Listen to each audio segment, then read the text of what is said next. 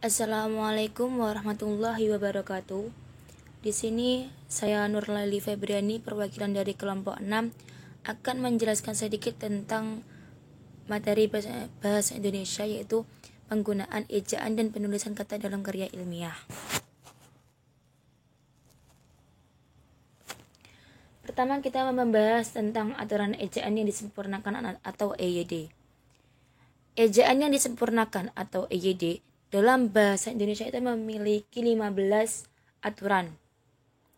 Yang pertama yaitu imbuhan. Imbuhan digabung dengan kata yang diimbuhinya. Contohnya bisa dibaca sendiri dalam video ini. 2. Bubuhan. Bubuhan digabung dengan kata yang dibubuhinya. 3. Gabungan kata yang mendapat imbuhan atau akhiran ditulis terpisah. 4. Gabungan kata yang mendapat apitan, awalan dan akhiran ditulis sebagai satu kata. 5. Kata asing, judul buku, judul majalah, judul makalah yang ditulis dalam teks digaris bawahi atau dicetak miring. 6. Judul artikel diapit oleh tanda kutip atau dicetak tebal dan setiap katanya diawali dengan huruf kapital, kecuali kata depan dan kata hubung. 7. Bab yang merujuk pada nama bab dalam teks ditulis dengan menggunakan huruf kapital. 8. Nama lembaga yang bukan nama diri ditulis dengan huruf kecil. Nama lembaga yang berupa nama diri, setiap katanya diawali dengan huruf kapital. 9. Nama diri yang digunakan sebagai nama jenis atau ukuran ditulis dengan huruf kecil. 10. Untaian kata yang bukan kalimat, yaitu tanggal surat, alamat surat, judul buku, judul artikel, dan sebagainya, tidak diakhiri dengan tanda baca. 11. Kata yaitu, sedangkan, tetapi, didahului oleh tanda baca koma. 12. Bagian kalimat yang diawali oleh kata depan dan terletak di awal kalimat, penulisannya diikuti oleh tanda baca koma. 13. Bagian kalimat yang diawali dengan kata depan dan berada di tengah kalimat tidak didahului oleh tanda baca koma. 14. Kata dan pada rangkaian rincian didahului oleh tanda baca koma. 15. Kata perangkai antar kalimat diikuti oleh tanda baca koma. Kedua yaitu kita membahas tentang penulisan imbuhan. Imbuhan, awalan, sisipan, akhiran ditulis serangkai dengan kata dasarnya. Contohnya bergeletar, dikelola, penetapan, menengok, mempermainkan, dan lain-lain. Jika bentuk dasar berupa gabungan kata, awalan, atau akhiran, ditulis serangkai dengan kata yang langsung atau mendahuluinya. Contohnya bertepuk tangan, garis bawah, menganak sungai, sebar luaskan. Jika bentuk dasar yang berupa gabungan kata mendapat awalan dan akhiran sekaligus, unsur gabungan kata itu ditulis serangkai. Contohnya menggaris bawahi, menyebar luaskan, dilipat gandakan, menghancur leburkan, dan lain-lain. Ketika kita membahas tentang penulisan gabungan kata. Gabungan kata termasuk kata yang lazim, disebut kata majmuk. Bagian-bagiannya dituliskan terpisah. Contohnya bisa dibaca sendiri dalam video ini.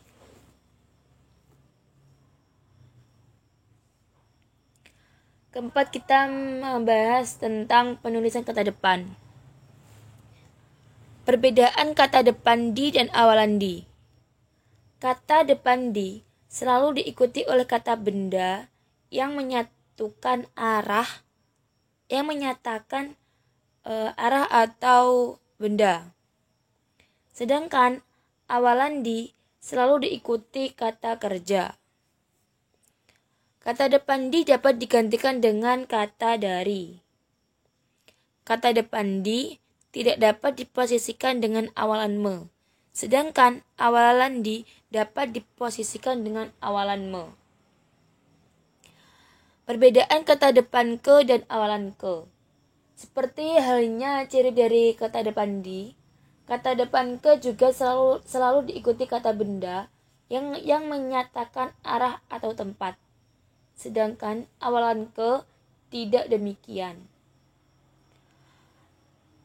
Awalan ke yang berkombinasi dengan akhiran kan dapat menghasilkan kata kerja perintah. Kata depan ke dapat digantikan dengan dari, sedangkan awalan ke tidak dapat digantikan dengan dari.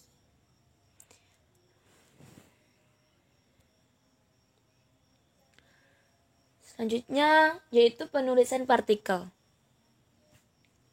Partikel pun setelah kata benda, kata kerja, kata sifat, kata bilangan dituliskan terpisah karena pun seperti itu merupakan suatu kata utuh yang mempunyai makna penuh. Contohnya adapun, andaipun, bagaipun, bagaimanapun, biarpun, kalaupun, ataupun, kendatipun, maupun, meskipun, sungguhpun, walaupun, dan sekalipun. 6 yaitu kita membahas tentang penulisan kata ulang. Kata ulang tidak hanya merupakan pengulangan gabungan kata dasar, tetapi juga pengulangan kata berimbuhan. Pengulangan kata dasar yang salah satu bagiannya mendapat ubahan bunyi.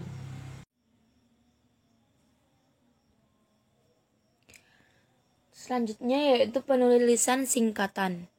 Singkatan ialah bentuk yang dipendekkan yang terdiri atas satu huruf atau lebih. Contohnya bisa dibaca sendiri dan bisa dilihat dalam video ini ya.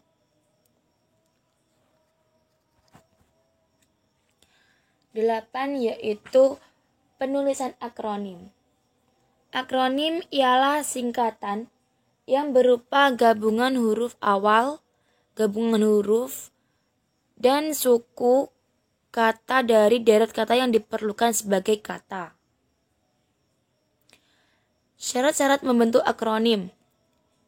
Pertama yaitu jumlah suku kata akronim jangan melebihi jumlah suku kata yang lazim pada kata Indonesia. 2. Akronim dibentuk dengan mengindahkan keserasian kombinasi vokal dan konsonan yang sesuai dengan pola kata Indonesia yang lazim. Contohnya bisa dibaca sendiri ya.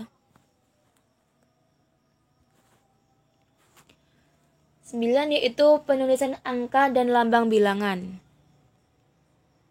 1 yaitu angka digunakan untuk menyatakan ukuran, nilai uang, dan kuantitas. 2. Angka lazim dipakai untuk melambangkan nomor jalan, rumah, atau kamar pada alamat. 3. Angka digunakan untuk menomori bagian karangan dan ayat kitab suci. 4. Penulisan lambang bilangan yang dengan huruf. 5. Angka yang menunjukkan bilangan utuh yang besar dapat dieja. 6. Bilangan tidak perlu ditulis dengan angka dan huruf sekaligus dalam teks kecuali di dalam dokumen resmi seperti akta dan kwitansi. 7. Jika bilangan dilambangkan dengan angka dan huruf, penulisannya harus tepat. Contoh-contoh dari penulisan angka dan lambang bilangan dapat kalian baca sendiri dalam video ini. Selanjutnya kita membahas tentang pemenggalan kata. Pemenggalan kata pada kata dasar dilakukan sebagai berikut. 1. Jika di tengah kata ada vokal yang berurutan, pemenggalan itu dilakukan di antara kedua huruf vokal itu. 2. Huruf diftong ai, au, dan oi tidak pernah diceraikan, sehingga pemenggalan itu dilakukan di antara kedua huruf vokal itu. 3. Jika di tengah kata ada konsonan, termasuk gabungan konsonan di antara dua huruf vokal, pemenggalan dilakukan sebelum huruf konsonan. 4. Jika di tengah kata ada dua huruf konsonan yang berurutan, pemenggalan dilakukan di antara kedua huruf konsonan itu. Gabungan huruf konsonan tidak pernah diceraikan. 5. Jika di tengah kata ada 3 buah huruf konsonan atau lebih, pemenggalan dilakukan di antara huruf konsonan yang pertama dan huruf konsonan yang kedua. 6. Imbuhan akhiran dan imbuhan awalan termasuk awalan yang mengalami perubahan bentuk serta partikel yang biasanya ditulis serangkai dengan kata dasarnya, dapat dipenggal pada pergantian baris. 7. Jika suatu kata terdiri dari atas lebih dari satu unsur dan salah satu unsur itu dapat bergabung dengan unsur lain, pemenggalan kata dapat dilakukan di antara unsur-unsur itu atau pada unsur gabungan itu sesuai dengan kaidah 1A, 1B, 1C, dan 1D di atas.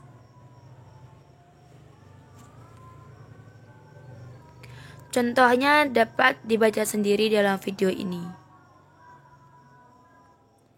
Sekian penjelasan sedikit dari kelompok kami.